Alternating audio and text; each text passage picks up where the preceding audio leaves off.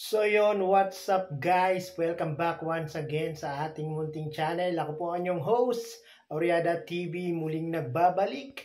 Meron ng panibagong reaction video para sa inyo mga kalingap, mga ka-team Jom Carno. Yan, yung ating thumbnail dyan, nakikita nyo naman, no? Maya-maya po ay pag-uusapan natin yan. Pero bago po ang lahat, sa mga hindi pa po nakaka-subscribe sa ating munting channel, paki-subscribe na po, paki-click po ang ating notification bell para lagi po kayong updated sa ating mga ginagawang ganitong mga reaction video patungkol nga po sa Team Kalingap. Siyempre, especially sa Team Jomcar, ang love team na grabe ang tatag kahit anumang mga bali-balita, mga fake news na ibinabato sa kanila talaga namang still nananatili guys, no? At syempre, wag po natin kalilimutan ang ama ng Team Kalingap, Kuya Bal Santos Matubang, Kalingap Rab, Ate Edna Vlogs, Kalingap Jomar Vlog, Carla Topolor Vlog. I-subscribe po natin sila guys, nang sa ganon ay makatulong po tayo sa kanilang programa at adhikain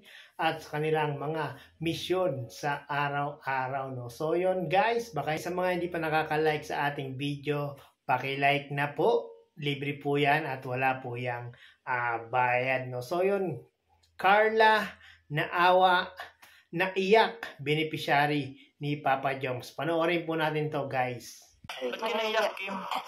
Kila Papa.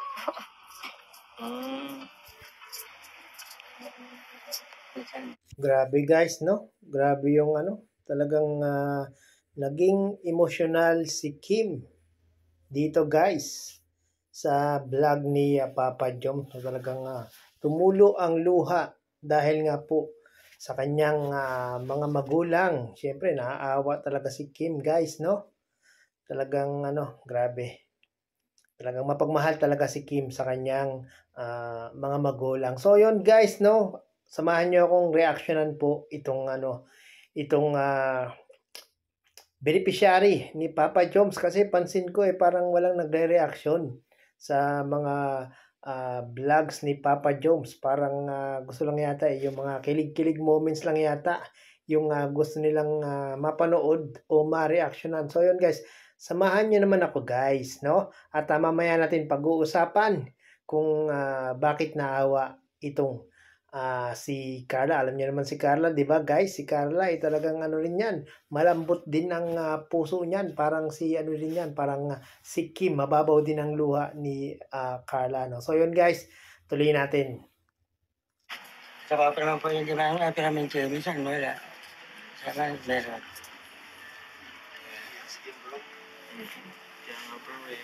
Yung pong allowance po kasi binibigay sa akin. Minsan po nakagamit ko din po dito sa bahay. Kaya minsan po tinitipid ko po yung pang allowance ko po. Kasi sila Papa po eh. Minsan po kasi si Papa po nagagalit kasi nga po. Paano daw po kapag nawala siya?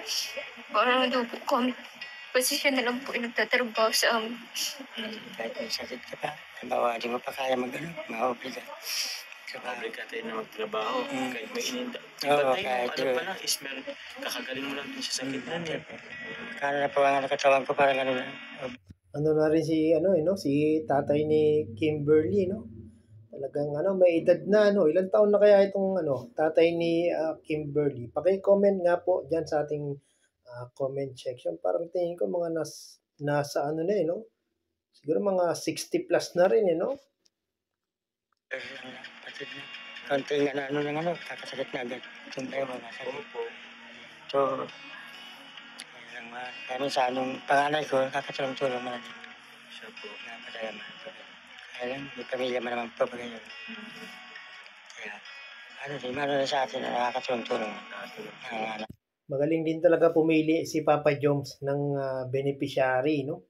Nung kanyang tutulungan, talagang deserve ng pamilya nila Kim na tulungan ni Papa Joms. Kasi kita niyo naman guys, no? Siyempre, hindi naman iiyak si Kim kung talagang hindi mahirap yung kanilang buhay, no? Ako sana naman po nabigay. Yung nabanggit mo kasi kanina, yung minsan na binibigay kong allowance is Nagagustos ko yung dito sa bahay. Dito sa bahay. Kasi di ko din Ay, grabe. Yung allowance pala ni Kim, guys, no? Na gagastos niya rin pala para sa bahay nila, no? Ako, grabe talaga si Kim talaga. Napaka ano rin, talagang napaka buti rin ni Kim, guys, no? Talagang hindi niya matiis na makikita niya yung kanyang mga kapatid or magulang na talagang nahihirapan. Kaya ultimo allowance niya sa school kahit na siya ang mahirapan talagang ibinibigay niya po sa kanyang mga magulang. po sila matiis eh. Kasi minsan po wala po kami pagkain. Yung mga kapatid ko po nagugutom. Tapos sila mama po. Kasi si mama po, bawal po yan. Yung Mapagod. lipasan po ng gutom. Kasi may sakit po yan. Naarabot po yan ang sakit. Bawal po yan nagpasan ng gutom. Masaling kapatid dyan, dalawang high school. Minsan ako, yung nagbakasyon, nag-ano po ako, trabaho po ako. Saan ka nagtrabaho ka, Kim? Bakasyon ka? Ay, grabe, pa pala si Kim, guys, no? Nung bakasyon, nagtrabaho pa pala si Kim para merong maibigay dito sa kanyang mga magulang kahit pangkain lang, no? Bait talaga ni Kim. Ano lang po ako, parang bantay po sa tindahan po. Tapos yung sweldo ko po dun, binibigay ko po kay mama yung iba, tapos yung pampamasahe po ng kapatid ko po.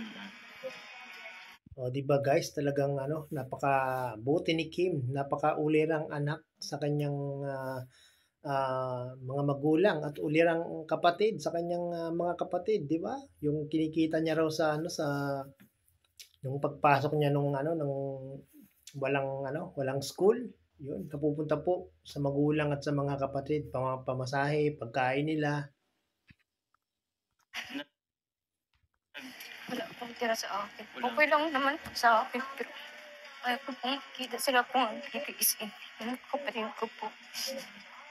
Biruin niyo yun, guys, napaka selfless ni ni Kimberly, no? Wala daw pong natitira sa kanya. Guys, di ba? Akalain niyo yun, imbis na ipunin niya, gawin niyang allowance sa school, mas pinili pa rin ni Kim na ibigay dito sa kanyang pamilya. Magkano kinikita mo doon? 200 po. Per day. Opo. 200 Dun sa per 200 day. per day ng ilang weeks din yun, buwan. Hindi nakaipon ka?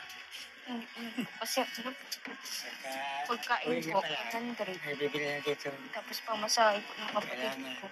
masaling mga kapatid niya. Kasi minsan lang po may trabaho si Papa eh. Tsaka hindi na din po kaya ni Papa magtrabaho. Ikaw, Kim, baka napapabayaan mo din sarili mo.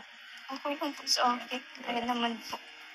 Nako, Kim, huwag mong pabayaan din yung mo, no, yung sarili mo, no, lalo na yung kalusugan mo. Kita mo naman, parang nangayayat na si Kim, guys. At ngayon, medyo payat mo pa nga eh. Di ba, guys? Kumakain ka ba sa school nyo? Nakain man. Nakain ka naman. Baka yung... Tama yun, Kim. Huwag mong yun yung sarili mo, no? Kumain ka sa school. Nako, ang hirap pa naman mag-isip pag walang laman ng tiyan. Pag kumaano yung sikmura. Ang hirap mag-isip niyan. Kaya talagang dapat hanggat makakain, kumain. Baka yung sakit ng ulo mo is dahil din nalilipasan kang gutom. Nakain man. Pagkalipas. Pagkain ng importante yan. So nga po sa yung pagkain. Grabe si si Papa Joms, no? Si Kalingap Jomar. Nako. Kahit gabing-gabi. Kahit gabi na talagang pinuntahan niya pa rin yung kanyang beneficiary, guys, no? Kasi nung umaga hapon nagba-vlog sila ni Kalingap Dan, kaya medyo gabi na po ito, guys. Kaya kita niyo medyo madilim na yung video, no? At sa mga hindi pa po pala nakasubscribe kay Kalingap Jomar, paki-subscribe nyo po, guys, no? Yan, deserve din po ni Papa Joms ng maraming subscribers, maraming views para nang sa ganon yung kanyang mga beneficiary ay kanyang ano pa rin, no? Masuportahan pa din. Gaya na lang po nito ni Kimberly, ang beneficiary ni Papa Joms at scholar ni Papa Joms. Tuloy natin. Kahit baga naghihirap, huwag lang mahal para pagkain. Hindi sa isang araw ay hindi malipasan. Tapos yung sakit, huwag lang magkasakit. Kahit baga medyo hirap sa buhay, yung sa sakit. Kasi pag nagkasakit kasi mas lalong mahirap. Mas malang mahirap po eh. Lalong mahirap. Yung pagpapa-check up, pag na-diagnose na kung ano sakit, syempre gagamutin pa yun. Mahirap talaga guys, no? Mahirap talagang magkasakit. Kaya yung mga ano dyan, yung mga senior citizen natin dyan, ay nako, po kayong hindi pong bumabayaan yung mga sarili nyo, minom po ng gamot sa tamang oras. Mga senior citizen natin dyan, alam ko maraming kababayan natin na talaga namang nakatutok sa Team Kalingap, no? Yan, yung mga senior citizen, iwas-iwas po sa mga bawal, yung mga pagkain, dahil po yung kalusugan po ang napaka-importante, no? At hanggat maaari, wag po tayong masyadong magpupuyat, no? Kailangan pang mga ano. Bali, medyo di masyadong sagana. Basta wag lang magkasakit tayo. Kung ano ko sa... Tama tayo. Dalangin. Wag lang magkasakit. Kaya minsan kakataon din may kakasakit din magano. Opo tayo. Kaya pagsubok lang yun. Para maging matatag tayo. Yung tayo bibigyan ng nasa taas ng pagsubok, kaya hindi natin kaya. Yun, tamang-tama yung sinabi ni tatay ni Kimberly, no? Hindi tayo bibigyan ng anumang pagsubok ng Diyos kung hindi natin kaya, no? At malalagpasan din natin yan, tatay, no? Basta kapit lang tayo sa nasa taas at tayo ay kanyang tutulungan. Tama yung sinabi mo, tay. The best yun. Ito, may nalangan loob ito, anak kong ito. Ito ang pakiramdam mo dito, mahina ang loob. Mahina ang loob mo, Kim? Sa anong paraan? I mean, actually natin na ano. Kaya ko naman po, pero kapag... Nako, Kim. Tatagan mo lang, Kim, no? Andyan naman andyan yung mga magulang mo, suporta sa'yo. Andyan si Papa Joms, na handa kang tulungan sa iyong pag-aaral. Tatagan mo lang, Kim. Kayang-kaya mo yan. Nakikita ko po kasi sila eh. Doon po ako nang inaanulog kapag nakita ko po sila mahirapan. Pag nakita niya ako may sakit, hindi ko nakakala. Yun ang weakness ni Kim, guys. Yung makita niyang nahihirapan yung kanyang mga magulang, no? Kahit sino naman, guys, no? Malamang ganyan din yung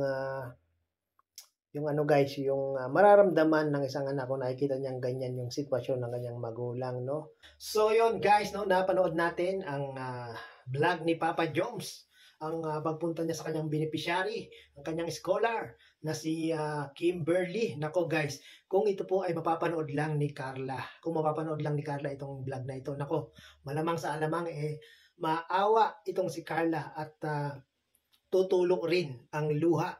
Parang si Kimberly, alam niyo naman si Carla guys, di ba? Ano rin ang puso niyan, malambot.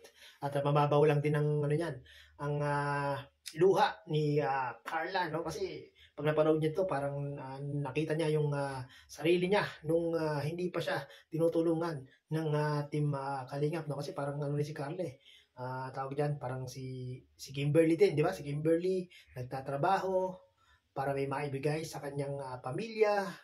Ganun din si Carla guys, di ba? Nagpupunta pa siya sa Maynila ba 'yon o sa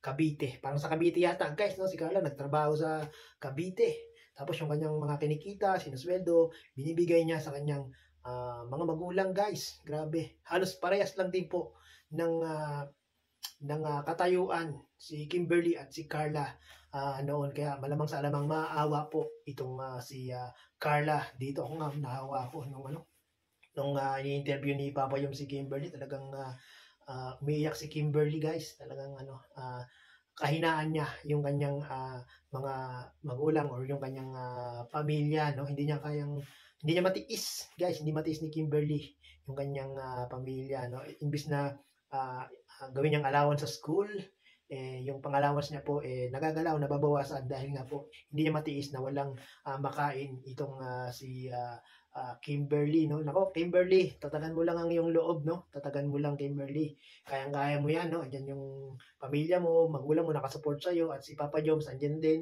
para handa kang tulungan sa iyong pag-aaral, no? So ayun guys, hindi po natin tinapos ang video ni Papa Joms. Sana po ay panoorin niyo po ng buong buo yung kanyang video sa kanyang YouTube channel, no? Sa mga hindi pa nakaka-subscribe kay Papa Joms, paki-subscribe niyo na po guys, no, para mas marami pa siya matutulungan na ating mga kababayan, no? So yun guys, hanggang dito na po ang ating reaction video. Maraming pong salamat at muli ay umabot po kayo sa dulo nitong ating reaction video. Bye-bye!